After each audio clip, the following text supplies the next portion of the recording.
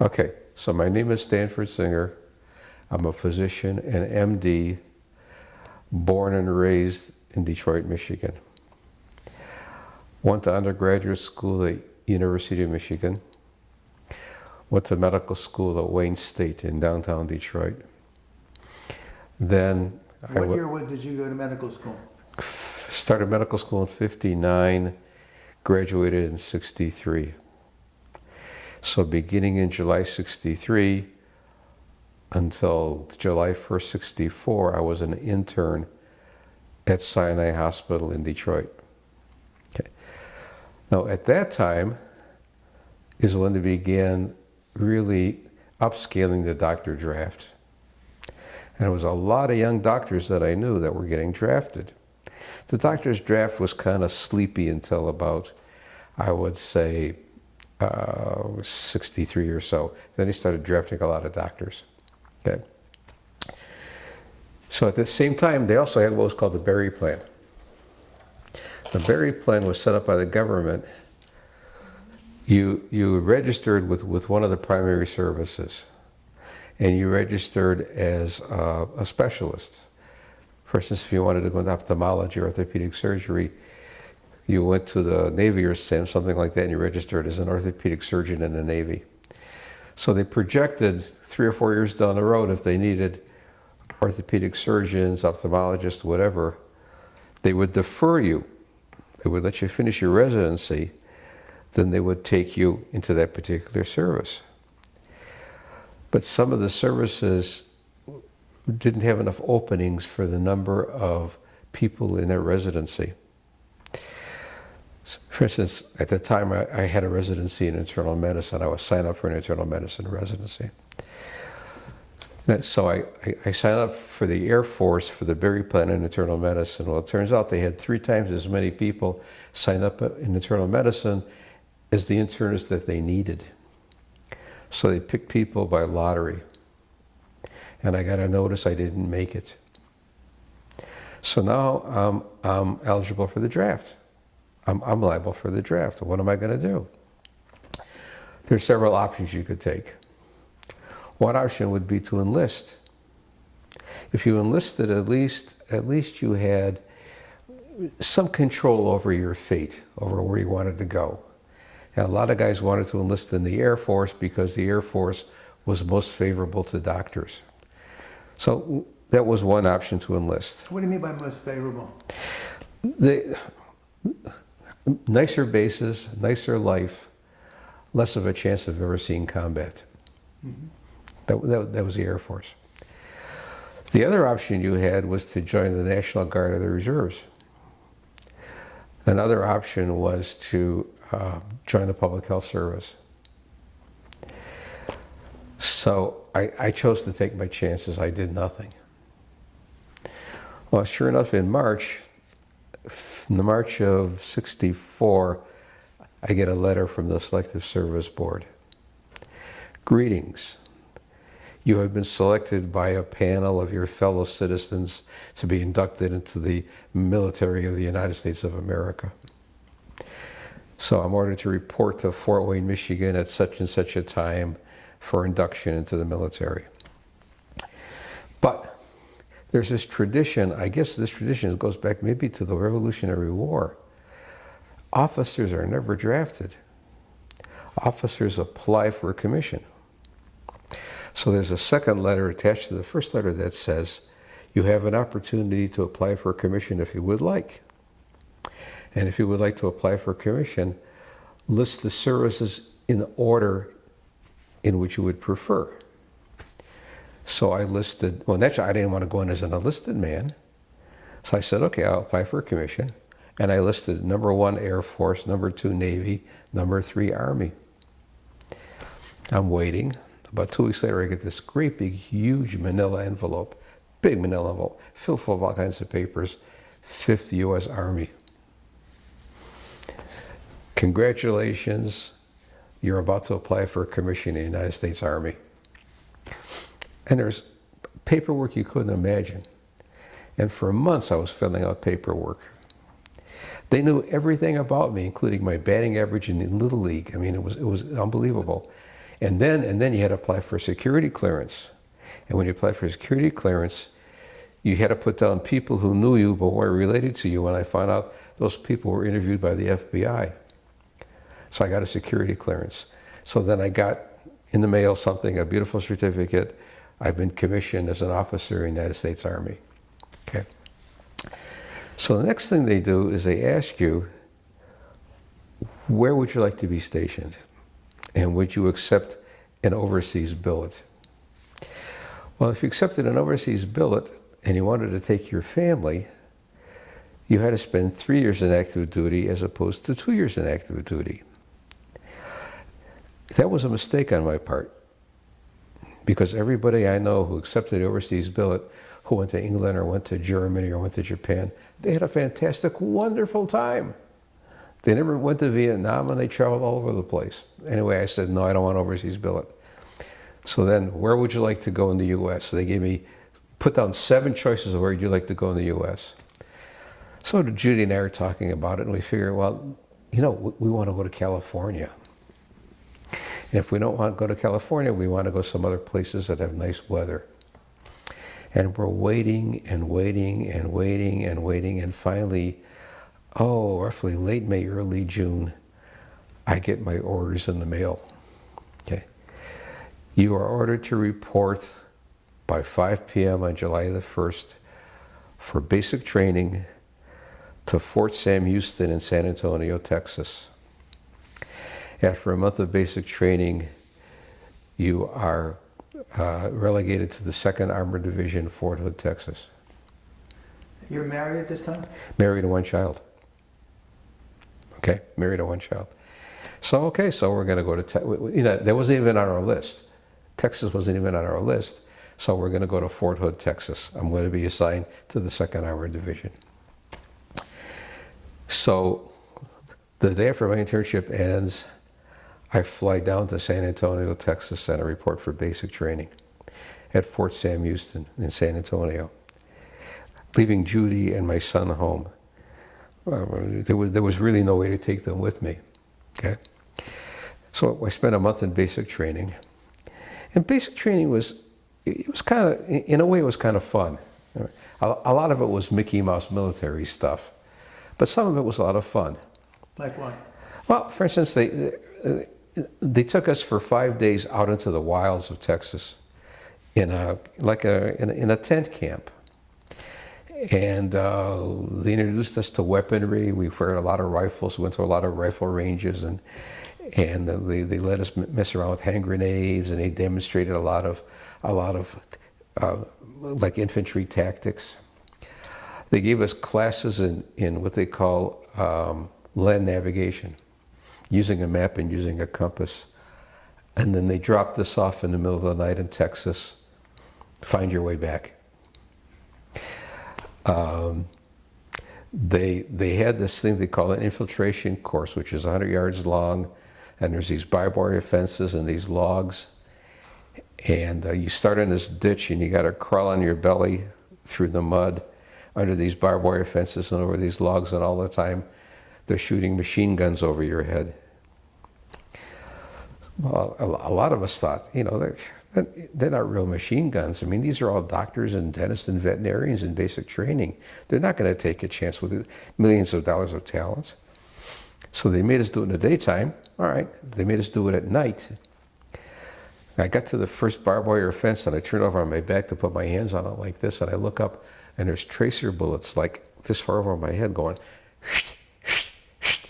and I said to myself, oh my God, it's real. It was really real.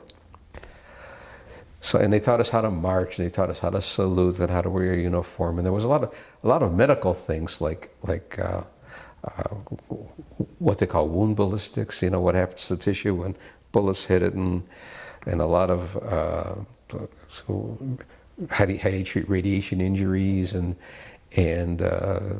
chemical attacks. They made us go through 3 gas chambers, and so some of it was fun, and some of it was Mickey Mouse stuff.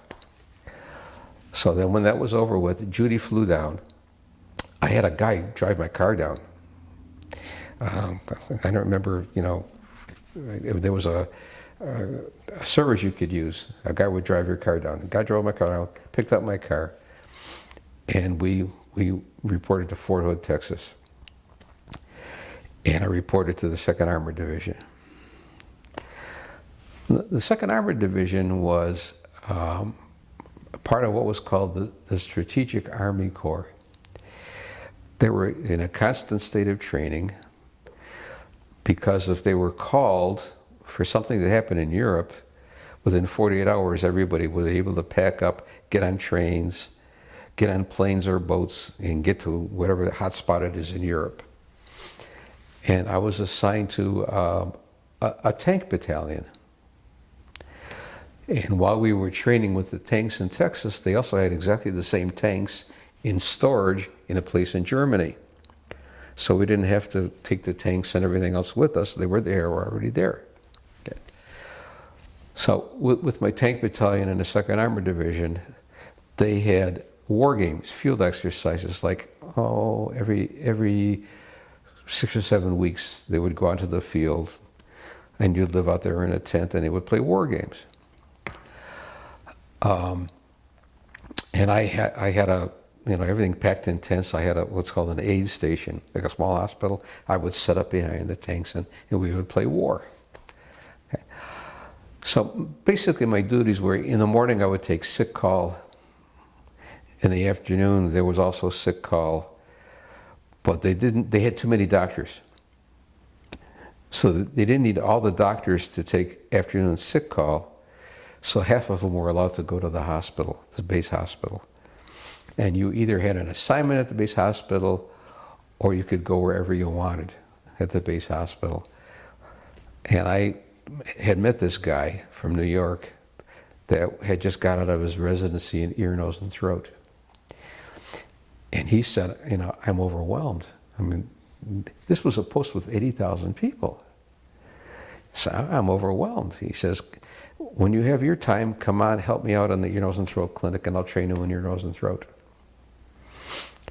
So that's what we did. Most of the time I was down playing war games and being a real soldier and taking sick call, and then a month at a time in the afternoon I would go up and I would do ear, nose, and throat with this guy Jerry Rosenthal. So in the meantime, they were picking guys to go to Vietnam. They were not drafting guys, but they were giving guys orders to go to Vietnam. All around me. They didn't touch me. Okay. The tour of duty in Vietnam was a year. So once I got past the point where I had less than a year left, Judy and I thought, I'm safe. I'm safe. Okay. It turns out, when I have about 10 months left to go in the Army, Yom Kippur, 1965. I'm off because it's Yom Kippur. I went to the chapel to services. I get a call from headquarters of my division. Doc, you better come down here. There's some orders for you. Come down there, and these orders to report to Fort Campbell, Kentucky, to join this medical unit to go overseas. But they didn't mention where I'm going, just to go overseas. So I have 2 weeks leave. I bring Judy and the kids, and by the time I had a daughter also, so I had 2 kids. My daughter was about 2 months old when I got these orders. Bring the kids and Judy back. She finds a place to live in Bay City, which is where she's from. Get on a plane and I fly to Fort Campbell, Kentucky. Let me stop for a minute. Yeah. How did Judy react to these orders that you're going to be shipped away from her overseas? First of all, we thought I was safe because I only had 10 months left to go, so there was a lot of surprise. Then we were all involved with moving our household goods, putting our household goods in storage, finding her a place to live, etc. And then it finally dawned, he's going. And she was obviously worried. And I remember she and my father drove me to the airport, and I remember walking into the airport thinking, geez, I'm not sure I'm ever going to see her again. And my father told me that, you know, she was crying on the way back home. So anyway, so I got to this unit at Fort Campbell, Kentucky. And there are 6 doctors in this unit, plus the commander of the unit. We were all captains. Plus the commander of the unit, who was a major, he was a hematologist, and they brought him from Fitzsimmons Army Hospital in Denver, Colorado. He was a full-scale specialist to be commander of this particular unit. But they didn't tell us where we're going. They wouldn't tell us where we're going. He knew? No, nobody knew. Nobody knew. Nobody knew. Okay? So finally they told us, okay, we're ready to move you. So they brought some planes in the middle of the night, like about 2 o'clock in the morning. And they flew us all to Oakland, California, the Oakland Army Terminal. And they loaded us on a ship. And it's a funny story because it was a Navy military transport, U.S. Navy military transport. And there were 2 Navy doctors on the ship. And we traveled in full combat gear. We had helmets, we had our pistol cases, but not our pistols. We had knapsacks, backpacks, everything else like that. And we're going up this gangplank to get on the ship, and the 2 Navy doctors with their nicely pressed little khaki uniforms are standing there.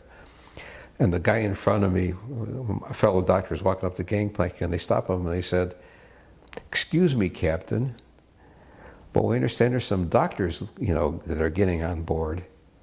Could you point them out to us?" And this guy, his name is Johnson, says, "Well, he and I," points to me, "he and I are doctors." And they looked at me and they said, "You're doctors? We thought you were soldiers." So anyway, we get on this ship in Oakland, California. Ship takes off, sails on the California coast, stops in San Diego, and picks up a regiment of Marines.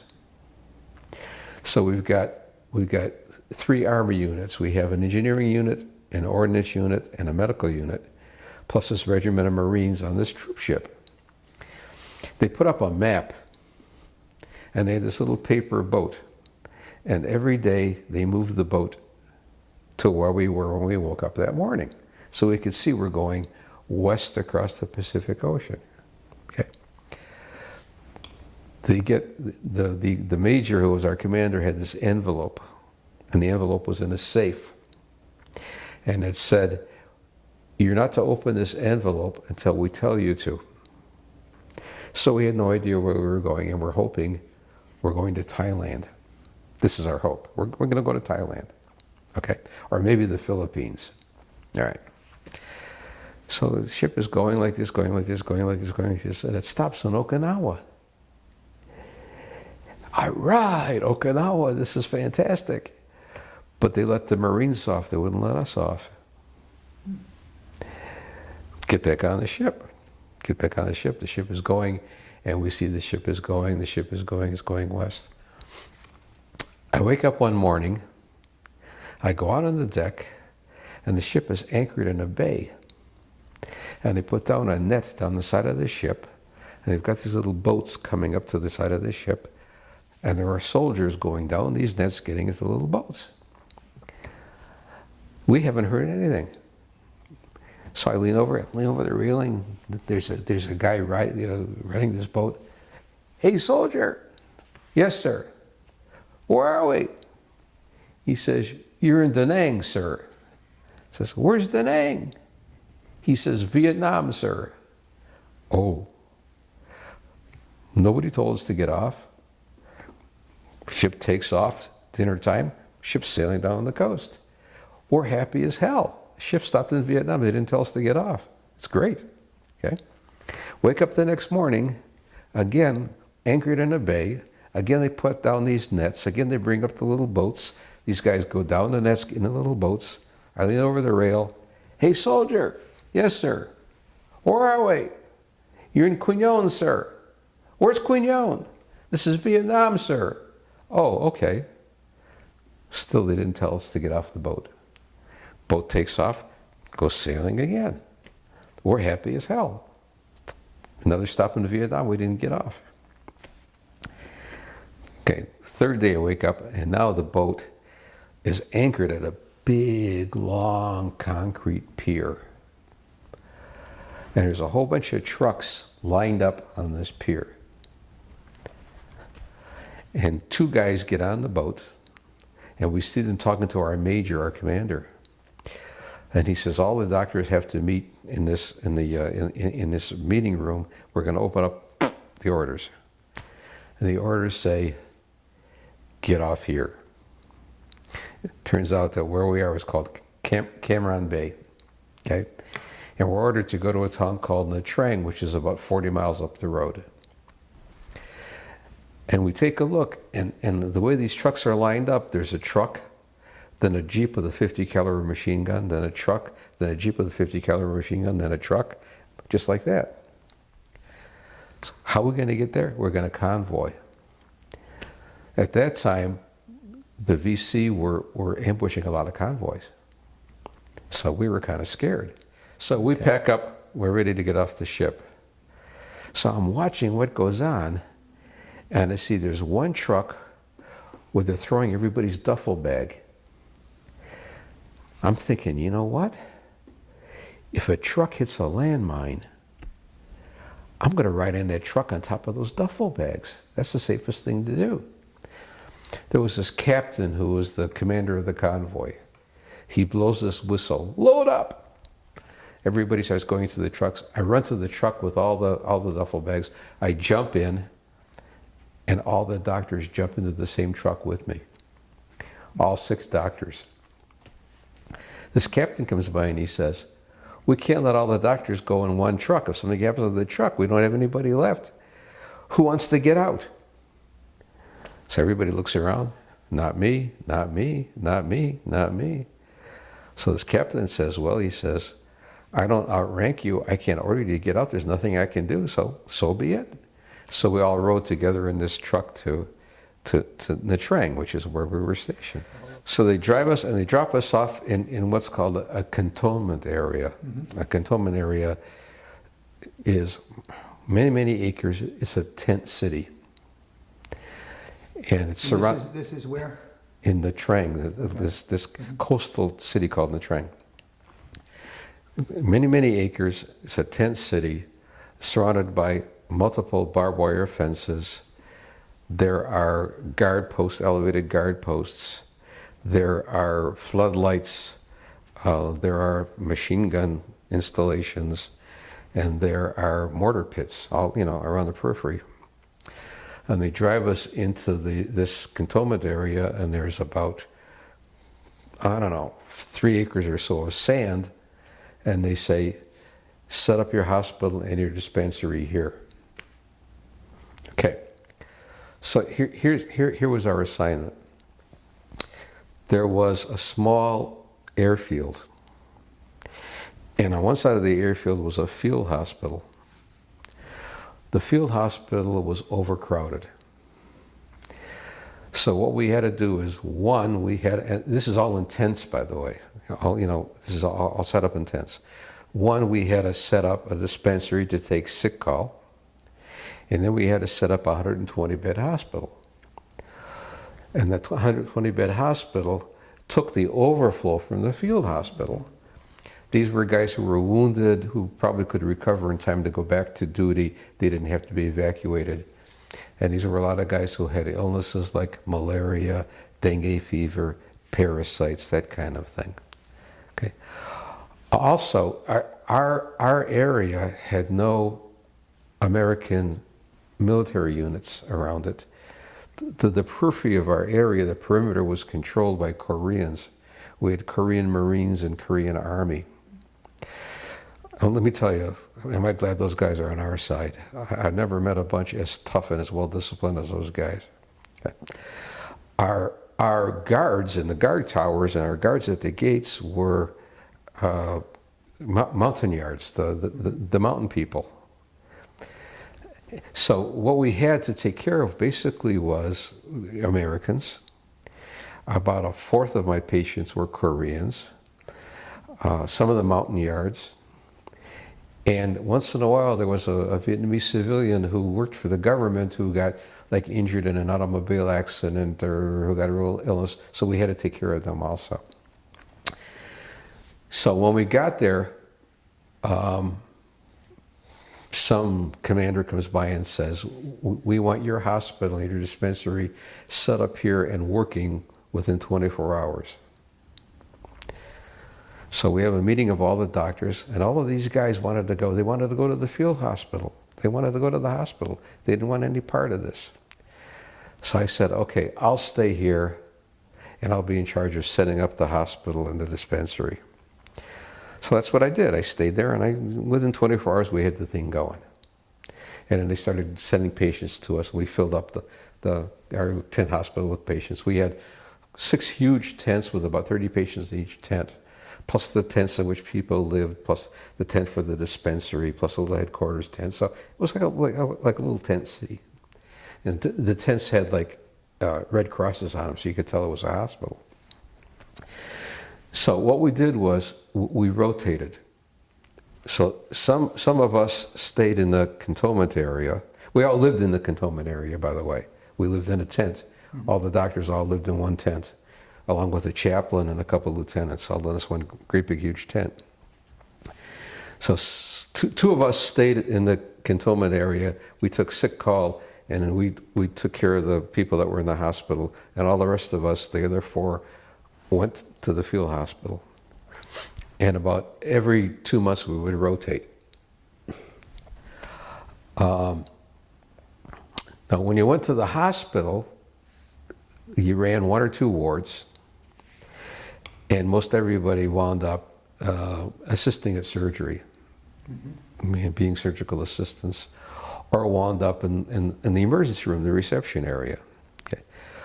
But no matter where you were, we all had a station given a mass casualty situation. So if there was a large battle going on someplace, the really critical guys, they would evacuate to the field hospital by helicopter. But the guys who were wounded, who could wait, they would fill up an airplane. And they would land an airplane full of casualties at the airfield next to the hospital. So given these mass casualty situations, we all had a station. And I had an operating room. So given a mass casualty situation, they called and I went to my operating room. And I had no idea what I was going to get. There was the chief of surgery out in the hall. He was looking at all the wounded, and he decided, this guy goes to the OR 1, this guy goes to OR 2, this guy goes to OR 3. And he knew which doctor was in which OR. So I would stand there and they would wheel a guy in, and I had no idea what was wrong with him until I looked at the tag and it said such and such and such and such. And then I would do some minor surgery or whatever to take care of the guy. Okay? Were you in school? Yeah. In medical school and in your internship? Yeah. Did you have any kind of experiences I like this had before? 4 months of surgical training as an intern. Mm-hmm. 4 months of surgical training. Normally, the person that would be doing this kind of surgery, if it wasn't in a war situation, what kind of training would they have? Would they have just 4 months, or would they have years? They would have years, but they never gave me anything fancy to do. Okay. You know, they were all, you know, superficial wounds, minor fractures. You were capable of doing what? Picking up pieces of shred and all that kind of stuff. Okay. But if you were assigned to the hospital, they also had these rotating duties that they assigned the general medical officers to these rotating duties. Not the specialists, not the surgeons or the internists, the radiologists. The general medical doctors, which was us guys, had these rotating duties. Some guys were had public health duty. You had to go to the kitchens and to the place where they processed the water, they sterilized the water that we drank, and we had these regulations. You had to make sure that they were up to regulation. Well, one of the duties was to be what was called the morgue officer. And the morgue officer, basically, You're like the local coroner. They bring in a bunch of body bags. They call you, unzip the body bags, inspect the bodies, determine the cause of death, fill out all these forms for a death certificate, make sure that all the personal property on that body is cataloged and kept safe and put back inside the body bag. Like what? What type of thing? Oh, you know, guys had cigarette lighters in their pockets, or they may have had some cash, some money, a wallet, a bunch of pictures. You know, what people usually carry in their wallets. Okay. That was one of the most difficult things I had to do. And that gave me nightmares. You can go to any emergency room in any major hospital area, like we had Receiving Hospital downtown, that doesn't prepare you for that. To see mangled bodies, young guys, looking just like you, wearing the same clothes that you wear, the memory lasts with you. I found it exceedingly upsetting.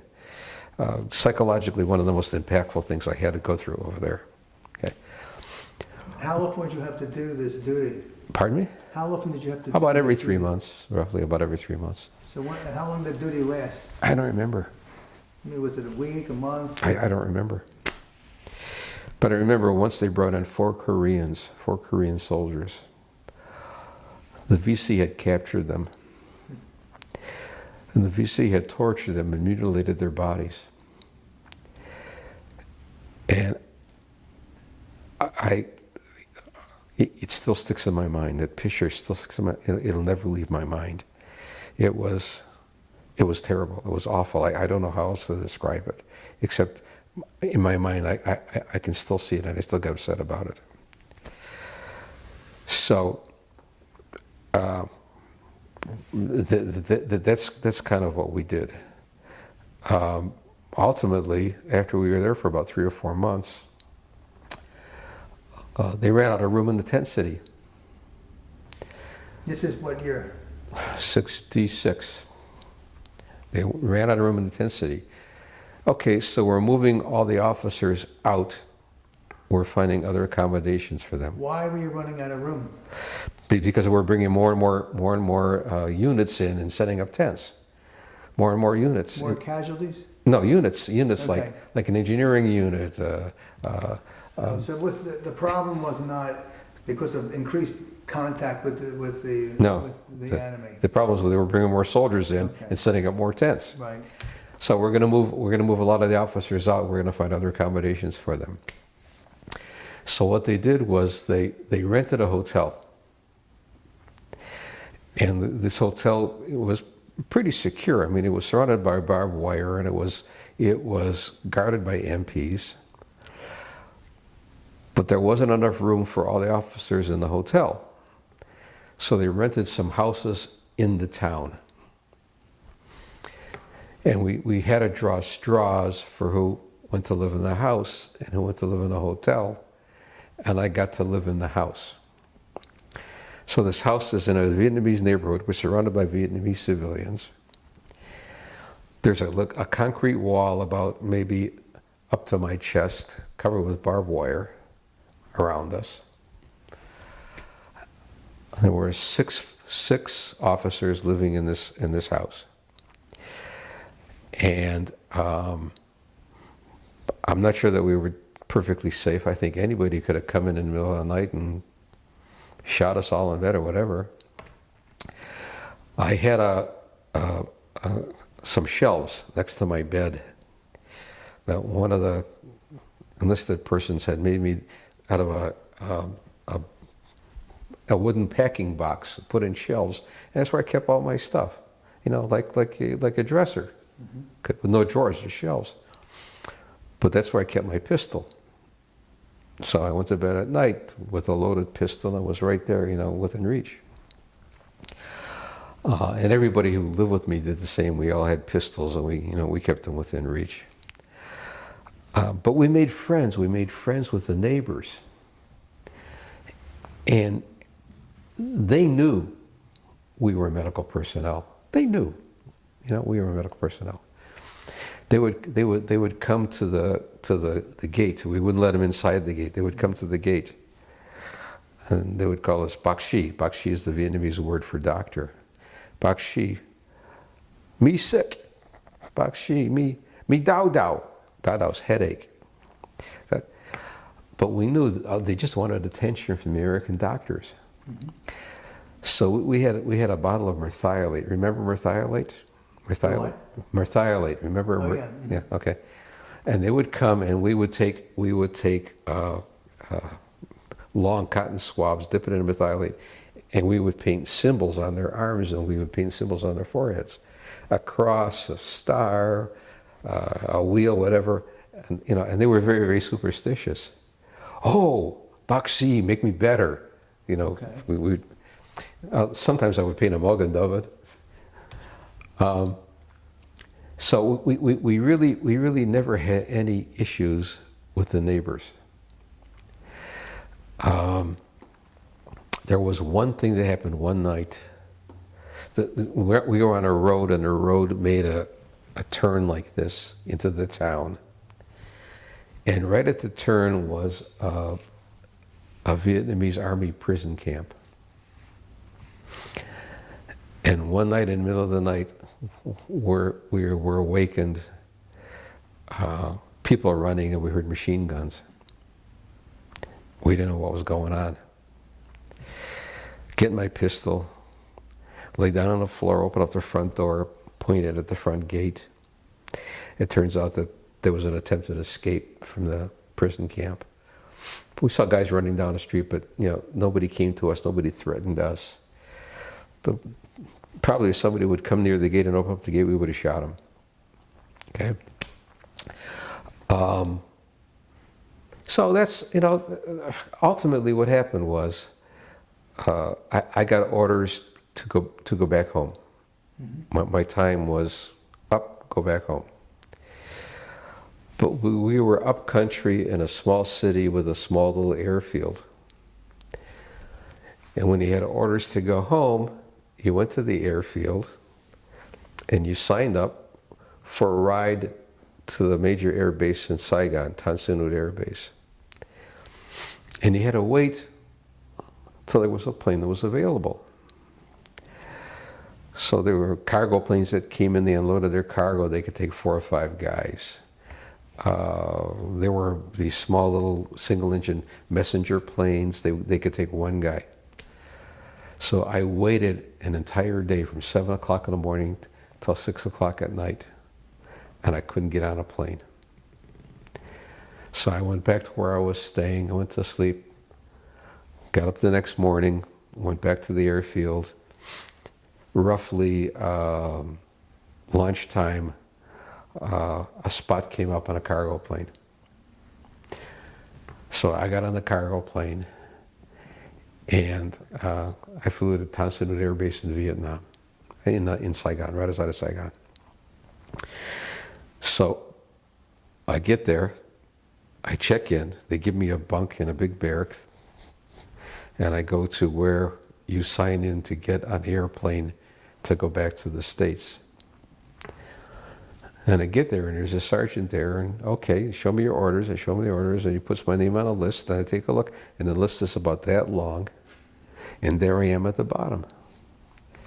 How many days is it going to take for me to get out of here? 3 or 4 days. Okay. So here's what I did. This is a funny story. I had with me my contract I signed for the Children's Hospital in Columbus, Ohio, to start my residency. And I was to start my residency on the 21st of July. So I woke up in the middle of the night with this brilliant idea. I took the contract, I went to the local dispensary, and I said, "Can I use your typewriter?" "Yeah." So where it says begin July 21st, I erased the 2, and I typed in a 0. So now it says I'm supposed to start 01. I go back to this sergeant, this Air Force sergeant, and I said, Sergeant, I have a problem. I'm still way down on the list, and I'm supposed to start on the 1st, and if I'm not there, there's going to be a whole ward full of sick kids with nobody to take care of them. Oh, sir, we'll get you on a plane right away. So I got on a plane that night. It was a Pan Am charter. Remember Pan American Airlines? It was a Pan Am charter. Got on the plane. And just as we're taking off, mortar rounds start coming in. So the pilot speeds up, takes off. We look down and we can see these mortar rounds coming in all over the place. So we made it out just in time. Well,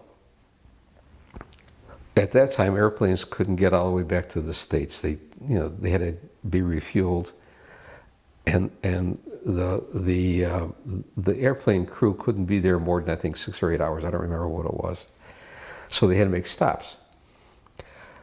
So our first stop is Tokyo. So we land in Tokyo, and the airplane goes all the way to the end of the runway. The terminal is about 1.5 miles that way. They make this announcement: the Japanese government doesn't want American troops in uniform from Vietnam in their terminal. You're welcome to get off the plane. You can't smoke, but you're welcome to get off the plane and walk around to refuel, reprovision, and get a new crew.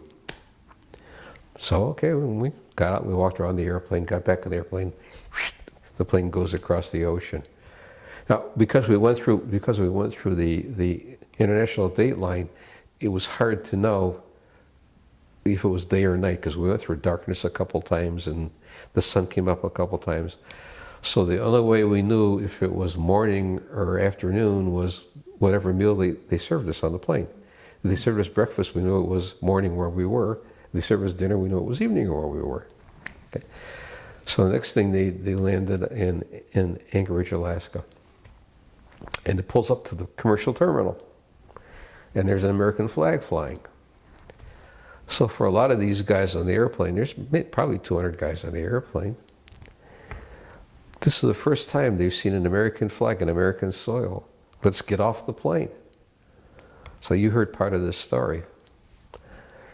2 guys get on the plane. And they say,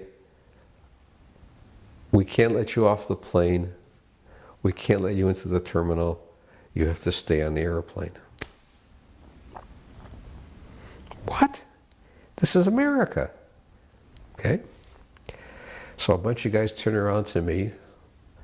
You're one of the senior officers. One of the guys that came on the plane was a public health officer. Go talk to them. Why won't they let us off the plane? So I get off the plane and I walk up to this guy with the public health uniform on. I said, what's going on? We're afraid you're going to bring tropical diseases into Anchorage. So what are you talking about? He says, there's malaria, there's dengue fever, there's this, there's that. I said, those are mosquito-borne diseases. Do you see mosquitoes inside this terminal? He says, yeah, but on your shoes you've got bacteria, mold spores, this and that. I said, everybody on this plane has been immunized against every damn tropical disease you can think of. And I'm sure you can think of something. So, okay, he says, get back on the plane, we'll see what we can do. So then these guys come on the airplane with a tank and a sprayer. Pick up your feet. Everybody picks up their feet and they spray the carpet and they spray the seats. Okay. Then they say, one by one, you can get off the airplane, and they have this thing right outside the door of the airplane. It looks like a child's swimming pool, and it's full of liquid. It turns out it's a disinfectant. We had to walk through the disinfectant, and then we had to go up to the table and show this public health guy our immunization record. And then he says, well, there's an issue with you guys in uniform in our terminal, So you have to limit your time in a terminal to this particular area. So that's what we did. Got back on the plane. Okay. So now the plane is flying. The next place is McGuire Air Force Base, which you're probably familiar with. Jersey. Okay. It's next to Fort Dix, New Jersey. Okay. This is where we get off the plane. So we get off the plane, and I have like a what's called a before bag, which is like a Valpak, and I have my duffel bag. And before we got off the plane, they made us fill out customs forms, so that we could declare things. And I had bought for Judy. I had bought some Japanese pearls, and I had bought several yards of Thai silk, and I had bought some lacquerware for my parents, and I declared all of that. So I get up to the customs agent, put down my duffel bag, put down my Valpak, hand him the thing, and he says, "What's that?" I said, "My customs declaration. It made me fill out on the plane." He says, "From where you guys have been," he says, "you deserve to bring presents back. I never saw that. Put it away." Fine. He says, "Open up your duffel bag." I said, "Well, you don't care what I declare in customs. Why you want to look at my duffel bag?" He says, "We only care about drugs and weapons. If you don't have that, we don't care." Okay. So I'm cleared. I go out, and there's me, and there's 4 lieutenants. And we had to get rooms in what's called the Bachelor Officers' Quarters, which is like a motel for officers, because we weren't being processed until the next day. So this Jeep comes by. "Hey, can you give us a ride to the BOQ?" "Yeah, fine." So the 5 of us get into this Jeep, and he drops us off at the Bachelor Officers' Quarters. And me, the captain, and 4 lieutenants walk in there, and there's a lieutenant at the desk, and it's about 8 o'clock, 8:30 in the morning. So we need rooms to sleep, and we're all dead on our feet because of jet lag. It was terrible jet lag, awful jet lag. It was like a 23-hour trip. This lieutenant looks at us and he says, "Well, you can leave your luggage here, but we don't have rooms ready for you. You have to go find something to do and come back in about 4 or 5 hours." So I walk out into the hall. These lieutenants look at me and they say, "Captain, you're the highest ranking officer here. You go do something." Now remember I told you, I was kind of changed from being over there. Your persona you develop over there is totally different. Like how would you say you changed? Oh, you become foul-mouthed, you become aggressive, you become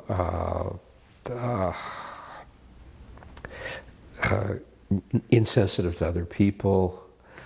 You become very impatient, that kind of a thing. So I walked back in there into this lieutenant's office, and I sat down on his desk. And I said to him, "Lieutenant, we have a problem here. These guys, one day ago, were chasing around guys in straw hats and black pajamas around the jungle, and now they come here, and you're telling them they don't have a place to sleep.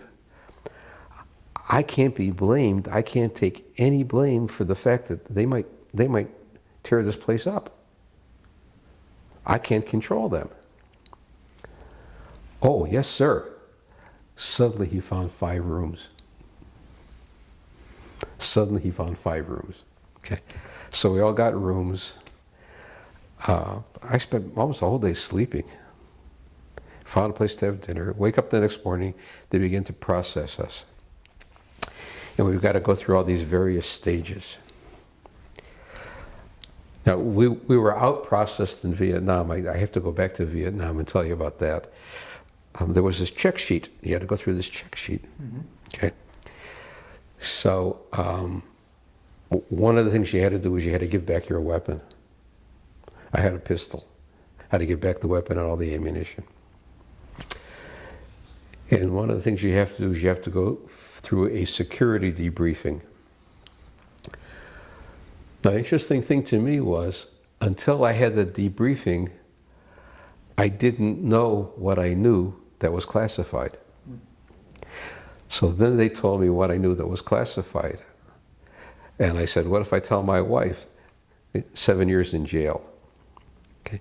So then they told me what I knew that... What information typically did you... Typically, here's a lot of things. And because we were officers with security clearances, I had a secret clearance, there were these intelligence reports you had to read that came by once a week. You had to read them and you had to initial that you read them. Okay. So what did I know? For instance, right next to us on a big tall hill was a surface-to-air missile battalion, an anti-aircraft missile battalion. And we had to keep their medical records locked in a safe for some reason. I don't know why, but I guess you weren't supposed to know that they had these secret missiles that were, right there next to us. You weren't supposed to know that we had people helping us. We had the Koreans. We had Australians. We had New Zealanders. I saw those guys myself. Of course, I took care of a lot of Koreans. I had heard that we also had Thai troops and Philippine troops, but I never saw them, but I had heard we had them. A lot of times we had to send our medevacs, our dust-offs in to evacuate Vietnamese wounded because their guys refused to go in. That's another classified thing I knew.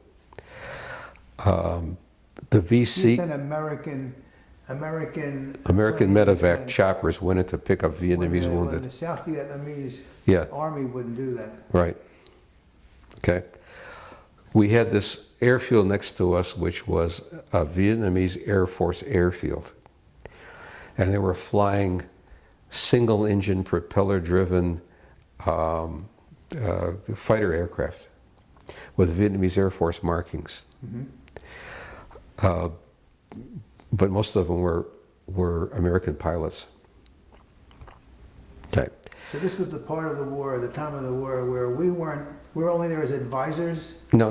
We were with full... I mean, this kind of covert things was designed for political purposes, why they were covering up these things? No. A lot of it was because the Vietnamese Army and Vietnamese Air Force was worthless, except for the special forces. And then I guess the government didn't want everybody to know that we had allies that were there helping us, those kinds of things. Well, anyway, there were a lot of things, that they were classified. Okay. One interesting thing was this, and I don't know why this was classified, but malaria was a real problem. And the Vietnamese army didn't have enough anti-malaria drugs to give to everybody. So they only gave it to the officers and the sergeants.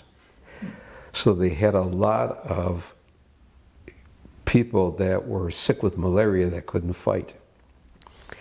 So whenever our American troops uncovered in a tunnel or something a Vietnamese hospital, one of the first things they did was they burnt all the anti-malaria medicine that the Vietnamese had. I don't know why, but that was classified. The Vietnamese or the North Vietnamese? North Vietnamese. Okay. So that was classified. I don't know why, but there was a whole bunch of stuff, okay, which is no longer classified. All right. The last check mark that you get before you leave, you got to go talk to the re-enlistment officer.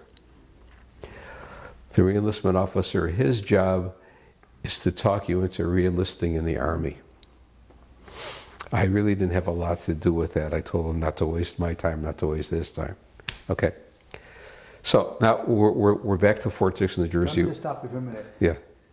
You want to tell me about what you have to do with trying to keep the troops healthy as far as communicable diseases? Yeah. That's interesting. You're mentioning something. Okay, two things I forgot to mention. Okay, we had a tremendous rampant problem with venereal disease. I saw, I would say, 8 to 10 cases of gonorrhea every day. Rampant problem of venereal disease. How would the troops be contracting that? There were bars and whorehouses all over the place. So I thought, this is ridiculous. This can't go on. Something's got to be done about it. So I went to the colonel who was the commander of the area, and I said, I've got an idea. And what I'd like to do is we have to get together with our MPs and the Vietnamese police and have this program. We give identity cards to all the prostitutes and what they call tea girls, which are girls that sit in a bar and they get GIs to buy them a drink, but the drink is really tea. And on these identity cards will be a column with dates on it and their picture. And once a month we would have a clinic, which I had at the local provincial hospital. All the prostitutes and tea girls would come in. We would give them long-acting penicillin shots. We'd give them some antibiotic pills. And we would stamp the date that they were there. And the GIs were told, don't go with the girl unless you can see her ID card and make sure she's had the medicine. And then at night, our MPs and the Vietnamese police would make surprise raids on some of the whorehouses and bars and line up the girls and ask, let me see your ID. And if they didn't have it, they'd kick them out. So we reduced the rates of venereal disease that way. Okay, that's one thing we did. The other thing I did when I was over there is I found out that there was a provincial hospital, the hospital for the province I was in. So, and I had an interpreter because we had like Vietnamese workers and we had some Vietnamese patients, and because of the mountain yards that were our guards, you sometimes needed an interpreter. I had this interpreter. He himself was a mountain yard, a young guy, a mountain yard. I have no idea what his real name was. He called himself Kent. He said, my name is Kent. I have a picture of him and me together. I have it. Okay. So I went over there with Kent, and I met this young doctor was in charge of the hospital, and he spoke French. In Vietnam, they learn medicine in French. They have French textbooks. So with my elementary French and with my interpreter, I was able to talk to him. And he took me through the hospital and showed me what all they had. And they didn't have a hell of a lot. So every couple of weeks I would go over there, I would visit him, and I would bring to him whatever I could scrounge up from our medical supplies. Penicillin, bandages, IV fluids, whatever I could scrounge up. Once in a while I brought an EKG machine. I did EKGs on his patients, and then I took the EKG strips to the hospital and showed it to the internist, and he read the EKGs for me. So, those are the two things I did. Besides taking sick call every day, and besides doing the surgical thing and running the wards. The thing that I saw, other than the wounded, most often, was malaria. We had tons of malaria cases. Tons and tons. These are GIs or these are... Yeah, Americans and the Koreans. Mm-hmm. Tons of, and when I was in medical school, they talked about malaria. I thought, I'll never see malaria. Who's going to see malaria? Man, did I see malaria. And those guys got really, really sick, and they were in the hospital for about 6-8 weeks before we could send them back to duty. Really, temperature's 105, shaking chills, violent. People that passed away from malaria? Nobody that I saw. I had heard that there were some, but nobody that I saw. Mm-hmm. How long would this disease affect them once you got to them? The problem with malaria is you may be able to eradicate it, but that bug can hide in your body system for years and break out again a couple of years later. We had to take malaria medicine once a week, which was supposed to prevent the malaria infection. And what it did basically was, if you got bitten by the mosquito with malaria, it prevented the organism from multiplying inside of you and causing the disease. But you still had an organism hiding in your bone marrow. It could hide in your bone marrow for years and then break out again. And the days we took the malaria medicine, forget about it. I mean, you got diarrhea, you got nausea, you got a headache. It was terrible stuff. So the troops in the field, they weren't getting this. They weren't getting this. The troops in the field had to take malaria tablets, but they also had, sometimes you see pictures of guys in Vietnam with their helmets, and they have like a flask in the elastic band in their helmet. That's insect repellent that they had to use. Right. Okay. We slept under netting in our beds, insect netting. We had to sleep under the netting. So anyway, I'm trying to remember where I was in the story. Oh yeah, okay. So you were in Alaska. We're out of Alaska. We're now in you were Fort Dix. We're in Fort Dix, New Jersey. You're doing a final debriefing. Yeah, okay, Fort Dix, New Jersey. So we fill out a whole bunch of papers. They give us orders that we can proceed home. They pay us what wages we have coming, plus money for leave we never took. They paid us in $20 bills. So I wound up with a wad of $20 bills about that. How much was it? It was over $1,000 in $20 bills. It was really a thick wad. And I had, I was supposed to go to San Francisco, the Presidio in San Francisco. This is where I was supposed to be mustered out of the Army. And Judy had made arrangements to meet me in San Francisco and had made hotel reservations. When I got to Saigon, they said, "Oh no, your home of record is east of the Mississippi. You're going to Fort Dix, New Jersey." So I had to take a bus into Saigon, and there was these armored buses. They were kind of peculiar looking things. They looked like a rhinoceros without a horn. I had to take an armored bus into Saigon and go to the Red Cross and stand in line for a couple hours to make a phone call to tell her, "I'm going to Fort Dix, New Jersey. The closest town to there is Philadelphia. So go to Philadelphia and make arrangements for a hotel in Philadelphia to meet me there." Had you talked to her before that phone call? No, that was by mail. I told her. By mail, but you hadn't actually talked. You were talking to her on the phone at this point? No. When you said you were in line to make a phone call. The Red Cross had telephones. Right. So you were having a conversation with her for the first time since you left. Right. What was that conversation like? "Hi, I don't have much time. I want to tell you I am coming home.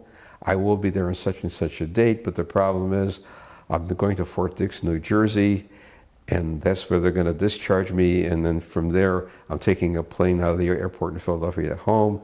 So make arrangements to get a hotel in Philadelphia. We'll stay a couple of days in Philadelphia before we fly home." And did she say anything to you? Okay, I don't understand why. I told her why. "What hotel?" I said, "The only hotel I can remember anything about in Philadelphia is called the Benjamin Franklin." So pick the Benjamin Franklin Hotel. You probably know it. Mm-hmm. Okay. So she picked the Benjamin Franklin Hotel. So I'm at Fort Dix. I'm being mustered out. They pay me off. They give me my orders. The last thing you do is you go to this classroom and this lieutenant comes in and he gives you vouchers for an airplane ticket. You know, the government would pay for an airplane ticket. Gives you vouchers for an airplane ticket. That's when they said, "We strongly recommend that when you fly home in civilian clothes. You don't wear your uniform. If you fly in uniform, you're asking for trouble." Okay.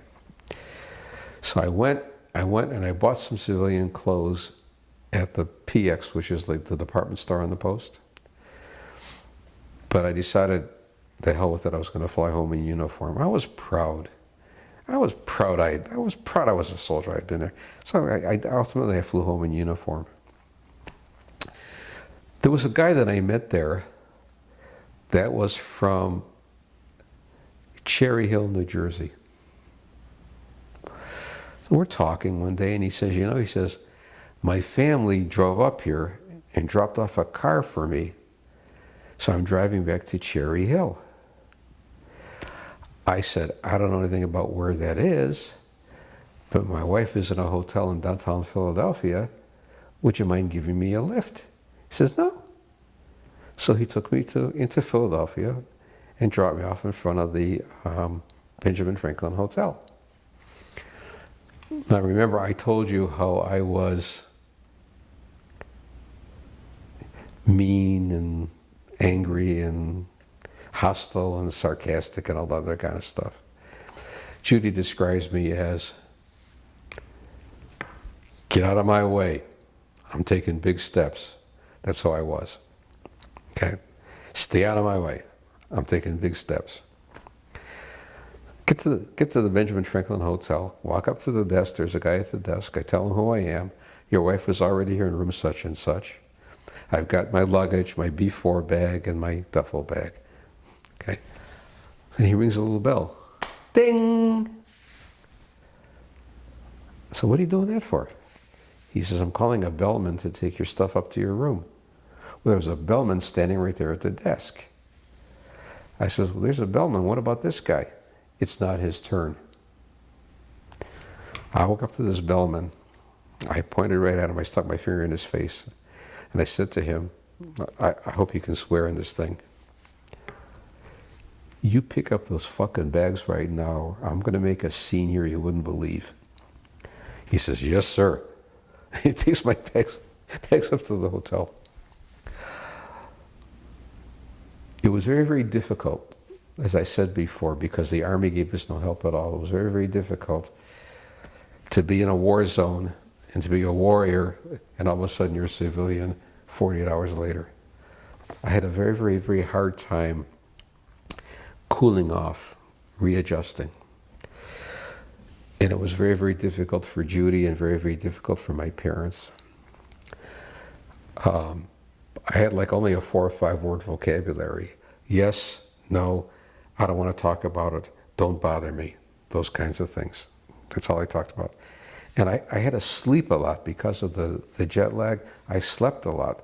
And it was very, very difficult. I was up in the middle of the night, I was sleeping all day. It was a very, very difficult time, besides having this persona of sarcastic, angry, that kind of thing. Until ultimately we, things settled down. We got home, picked up the kids, and drove to Columbus, Ohio, which is where I took my residency, and that's basically the end of the story. How long did it take you before you started to feel, less tense? 2 or 3 weeks. I remember driving in traffic, I was very impatient. Move, move, move. I remember if I was in a restaurant, the server came and took the order. I had to wait a couple of minutes. Where is it? I want it now. For a long time, a couple of years, when I was in a public place like a restaurant, I had to sit looking at the door. If I couldn't see the door, I felt anxiety. I felt very, very uncomfortable. Mm-hmm. I felt this anxiety. That lasted maybe 3 or 4 years till that went away. For many, many, many, many, many years, every time I heard a helicopter go by, I felt anxiety. And I remember once I was at a doctor's meeting, and I was at the top floor of a hotel in Chicago, and a helicopter flew by. And in the middle of the meeting, I had to get up. I had to go to the window. I had to see where the helicopter was. And a couple of guys are sitting here saying, what the hell is he doing? Well, we have a meeting here. What's he getting up and walking to the window for? So that was another kind of a thing that lasted for a long, long time. I didn't talk about it for years. Didn't talk about it. The things I'm telling you now, my kids never heard. Was there something that happened in your life that all of a sudden you thought about the idea of opening up? No. Just over time, you start talking to other Vietnam vets, and When you meet someone who was in Vietnam, there's this brotherhood. There's this brotherhood. You kind of understand each other. And the only people that I could talk to were other guys who were Vietnam vets. I couldn't talk to anybody else. And I couldn't talk to anybody else it's hard to explain, but first of all, I felt they wouldn't understand. I felt they don't want to hear it. And I felt like I was naked, like I was vulnerable. Other people will tell you the same thing that I'll tell you. There's certain things that I can see on television that make me cry still, make me cry. I can't help it. Tears come to my eyes. 50 years later. Was this have to, the things you would see would have something to do with? It's hard to say. Typically, what would that be? It's hard to say, but would it be related to the war, or would it be it's non-related? Related to the war.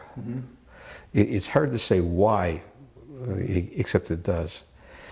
What about when you see, like today, there's a lot of news about people that were fought in Iraq and Afghanistan that are affected by PTSD, and even their children are now affected by it. They say that PTSD now is genetic. It changes the person that has it, and it's passed on. I don't know. I just don't. I don't know about that. I just don't. Do you find the connection? Does it have to be a Vietnam veteran? Do you find connection to all veterans? There's a bit of a connection, like if you met another guy who grew up in your neighborhood in Philadelphia, you would feel a connection. That's how I feel to like other soldiers, but to the Vietnam veterans, there's a special connection. You feel there's a brotherhood there. You feel like you're a brother. I can't explain it any more than that, except there's like a brotherhood connection, like a family connection. Before you left Vietnam, you obviously spent a lot of time with different people. The people that you were leaving behind. Yeah. How did you deal with that? How did you talk to them, and did you? I don't understand. Well, let's say you're leaving, you're getting your papers, and now you've got people you've been working with who are staying. Yeah, stay in Vietnam. And how did they connect with you? How did you say goodbye? Didn't. Goodbye, good luck, so long, no connection, severed.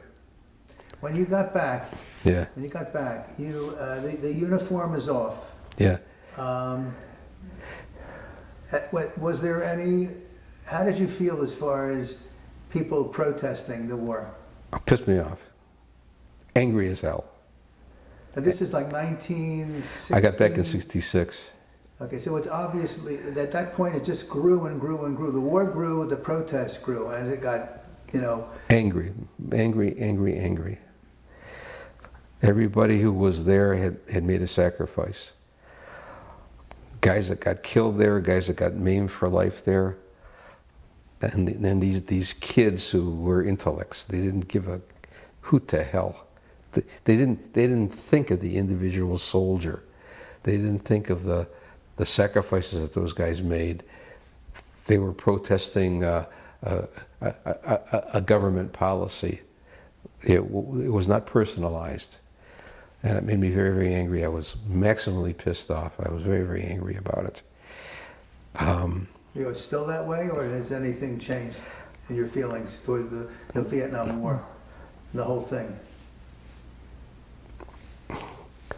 Still a little bit angry, much less, but still a little bit angry. It's just like, you guys just don't understand. You don't understand. But I find now that there's a lot of documentaries, there's a lot of films, there's a lot of books like that book, and there's a lot of courses you can take. So now people now begin to understand the Vietnam War and what happened there, and there's a lot more acceptance of the Vietnam veterans, and so it's a little bit easier now. So I wanted to tell you another story regarding how it felt. And you may not remember this. There was I'll tell you two stories. There was a movie called The Deer Hunter. Mm-hmm. And the one scene that everybody remembers in A Deer Hunter is these three guys are captured by the North Vietnamese, and this North Vietnamese officer makes them play Russian roulette. And everybody remembers that scene. That upset everybody. That scene didn't bother me at all. What bothered me was this. At the end of the film, Robert De Niro is returning home in his uniform. And he's in a taxi cab. And he's going to the local VFW or American Legion Hall. They're going to have a welcome home party for him. And the taxi cab stops in front of this hall, and he looks out the window, and all these people are waiting for him to come, and he says to the cab driver, "Keep going." And the next thing you see is he's all alone in a hotel room getting drunk by himself. And that meant something. That got to me. That meant something. You didn't want to talk to anybody about it. You didn't want to relive it. You didn't want to say anything. You leave me alone. Let me be by myself. You know, that's the way it was. The other thing was this. Now, several stories I have. The movie Platoon came out. And I didn't want to go see it. Now, I wasn't in the infantry. I wasn't out there in the boonies, hacking through the boonies with a rifle. But I didn't want to go see it. Finally, after it was out for a couple of months, Judy said, "Yeah, I think you're ready. Let's go see the movie." So we went to the local movie theater. We saw the movie. She kept asking me, "Are you okay? Are you okay?" I said, "I'm fine, fine. It's just a movie." That night, I kept waking up in the middle of the night, sweating, and feeling very agitated. Mm-hmm. I was sweating and agitated. The next morning was my turn to make rounds at the hospital. And I was making rounds, looking at these babies, and I felt like I was on the verge of crying. And I had a friend who was a psychiatrist. And I happened to see him in the doctor's lounge. And I told him this is what happened. And he looks at me and he says, I think you better talk to somebody. Interestingly. The other story I wanted to tell you was this. When I was working for the Academy of Pediatrics, we were in Washington quite a bit because we were lobbying for kids' causes. And every time we went to Washington, when I went with Judy, she would say, "Do you want to go to the wall, to the Vietnam Memorial?" No, I don't want to go see it. I don't want to go see it. Finally, on one trip, she said, "It's been a number of years. Maybe you're ready. Maybe you're ready." When do you think this is? It was a number of years. It was in 15 years ago? This was, let's see. This was, I would say 20 years ago. 20? Yeah, about 20 years ago. It was I was out of Vietnam at that time for, I would say, between 25 and 30 years. Mm-hmm. Okay, all right, I'm ready to go to the wall. Let's go see the wall. Okay. So we get there, and there's a park ranger there. And they have all the names on the wall, not in alphabetical order, but in chronological order. The order in which they were killed. So I said to the park ranger, "Can you show me the part of the wall that is the late part of 65 and the early part of 66? So he says, "Panel so-and-so to panel so-and-so." No, I knew guys that got killed. I went to that area and I looked at the wall and I completely forgot their names. I couldn't remember their names. And I still can't remember their names. Blanked. Out of my mind. I thought that was really rather peculiar. So, But you knew their names before you got to the wall. I don't know. I don't know. I don't know if I did or not. I knew their names when I left the country, but I couldn't remember their names. Just like when I left Vietnam and I left my platoon and my sergeants and my lieutenants, etc. I left them all behind me. I can't remember their names.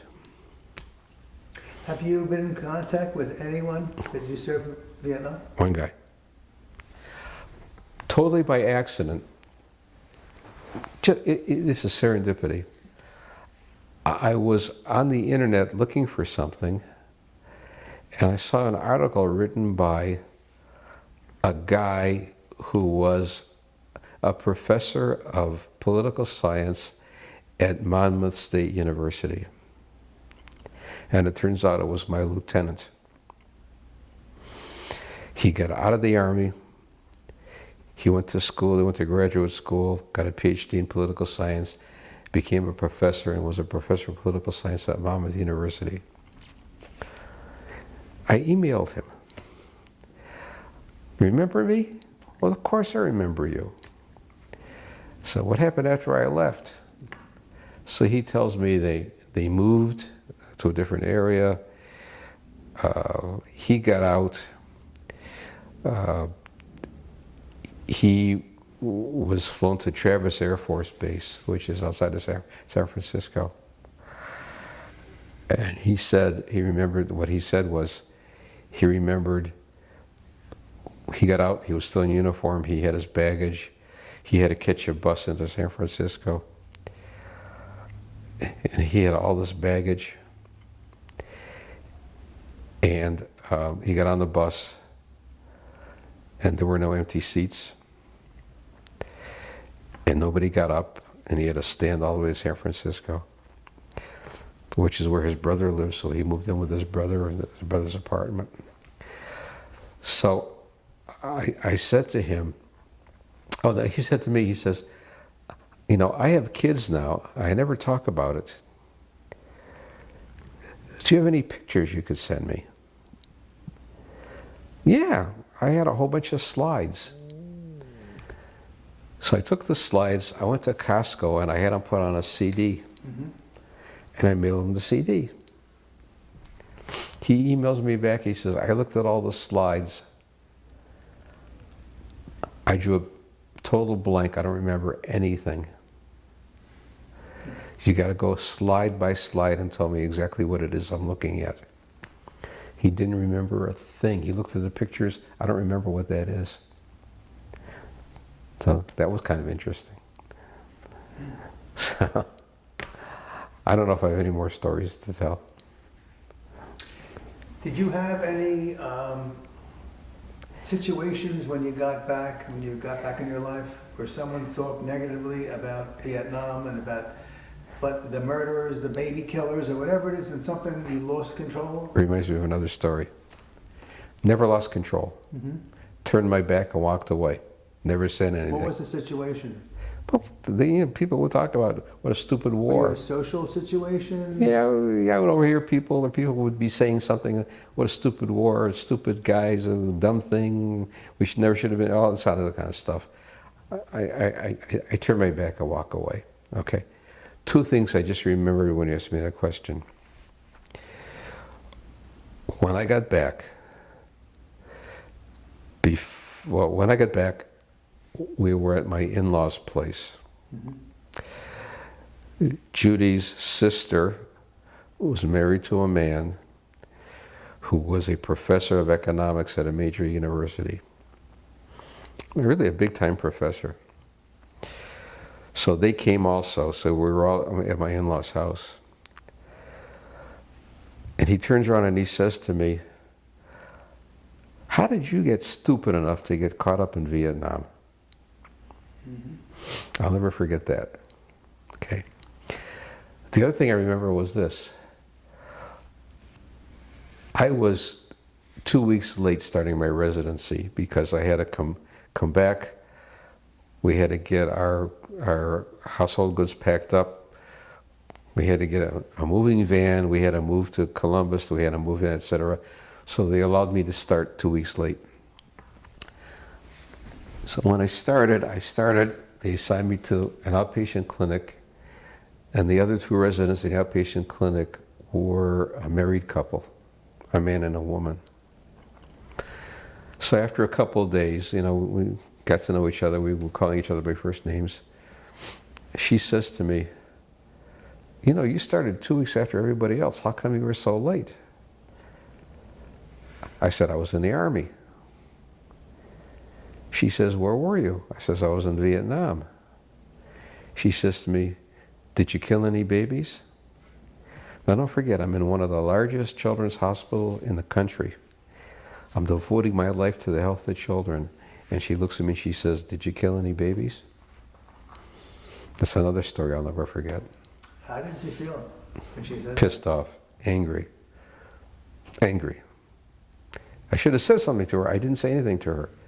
Angry, clammed up, walked away. Didn't say a thing to her. But that's the way it was. You didn't, you kept it to yourself. You didn't make an issue. You didn't call anybody out. So. When the protest movement really started, Yeah. I mean, we're talking in the 1970s, Yeah. and you would see these reports Yeah. come on TV. How did it make you feel? Angry.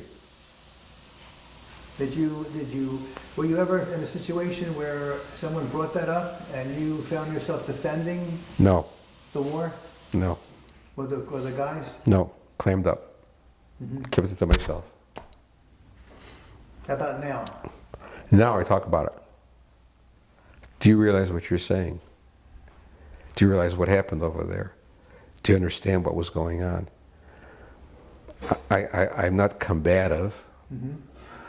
I just, my attitude is, let me explain a couple of things to you, that kind of thing.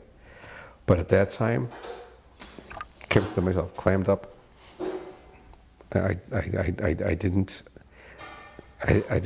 discuss the issue with anybody. When you were there, and this is basically the last thing, Yeah. just there to heal and honestly protect your fellow soldier too at the same time. Yeah. Did you feel that was the major reason what you were contributing? Yeah. Yeah. Because combat troops will say, I was there to protect my fellow soldier. Yeah. I wasn't fighting to save the United States from communism or something like that. My- But as my- a doctor, My feeling was to make people better, to heal people, to make people better. I had that. I'm trying to think of the words. I can't think of the words. But I had a higher calling. I had a higher calling. I wasn't there to be a soldier. I was there to be a healer. That's how. And the other guys I was with, that's how they felt too. That's how they felt. okay. Yeah.